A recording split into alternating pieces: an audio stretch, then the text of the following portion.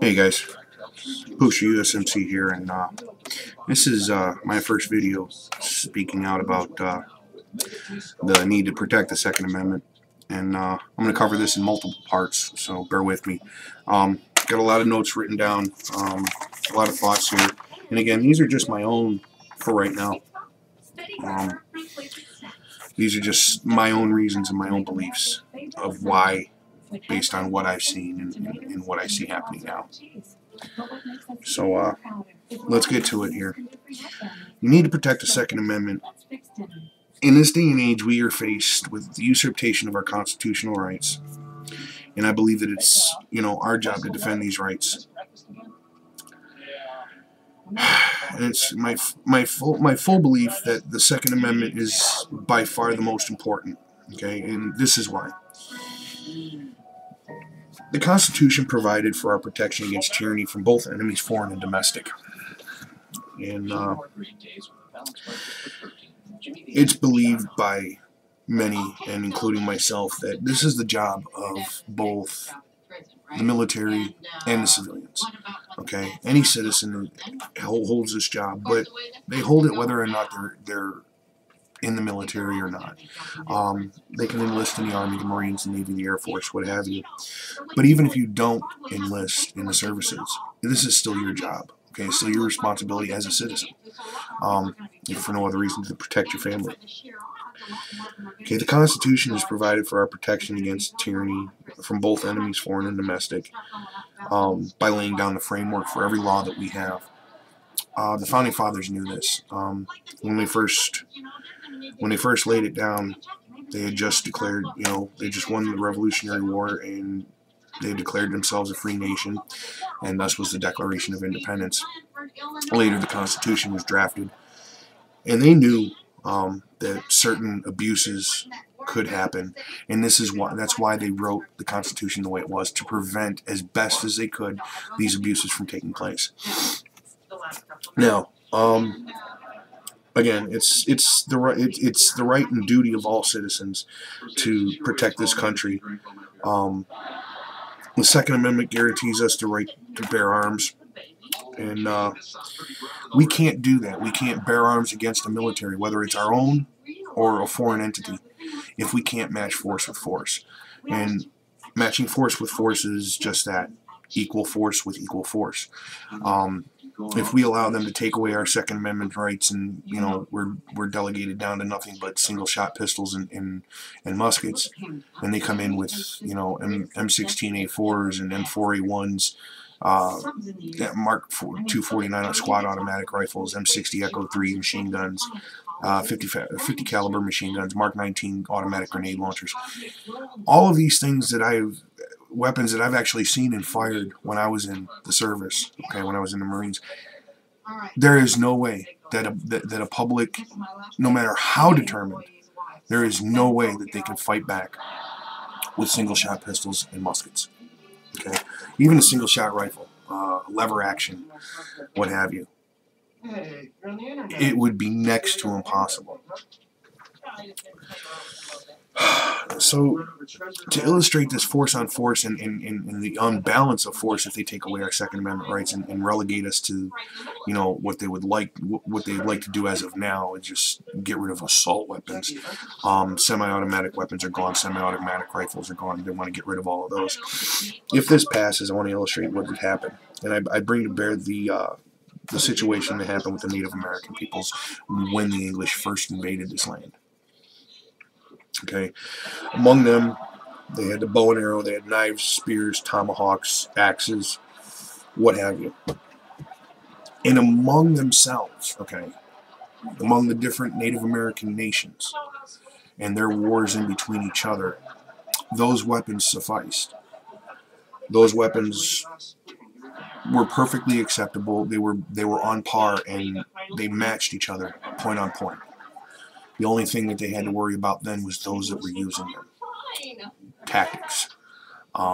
skill and ability of who was shooting the bow and arrow, who was throwing the spear, who was handling the knife. But the weapons themselves were matched point to point. Okay.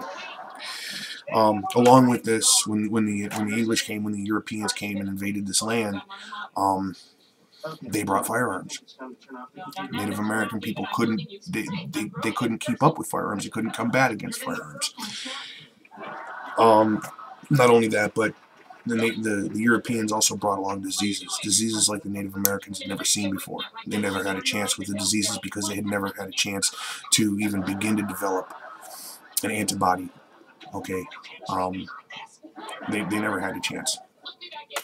And we all know what happened to the Indians. They ended up in reservations, pieces of land granted by the government. Yeah, they're pieces of their own land granted to them by our European government for their sole purposes of living. It's laughable. It really is.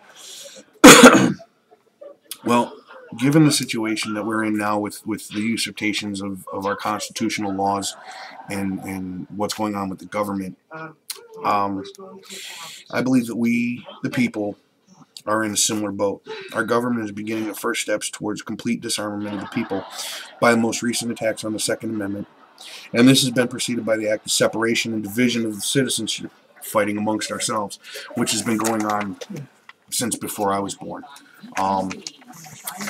Brother fighting brother, father fighting son, being called baby killers and murderers in the Vietnam War era.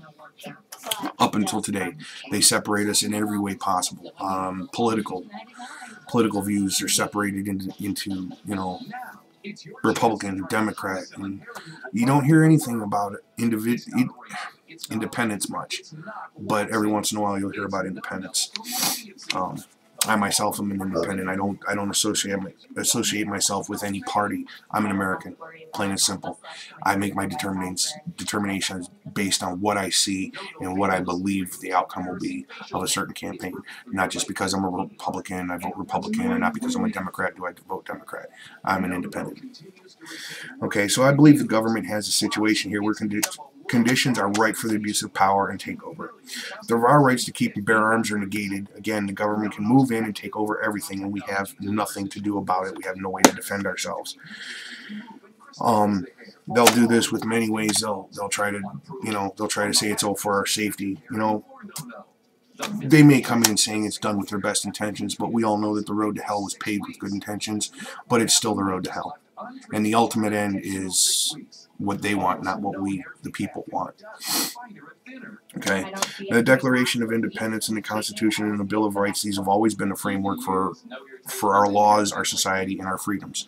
But there's also one other book that's been the framework for these, and we seem to have gotten away from that.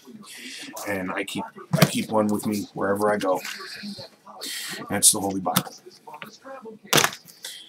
That book right there gives everything, and it gives every framework for our moral beliefs and convictions.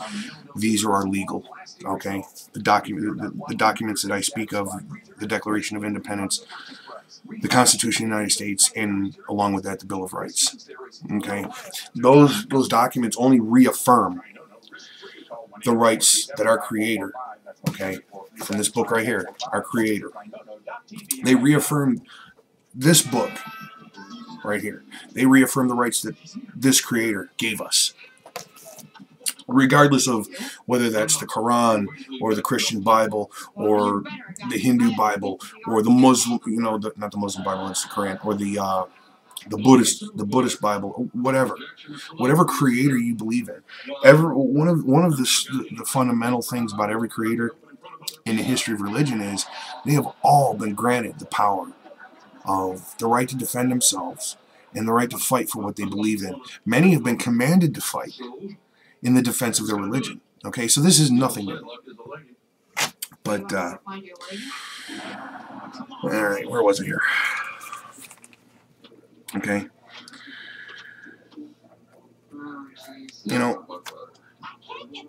The most important rights here is,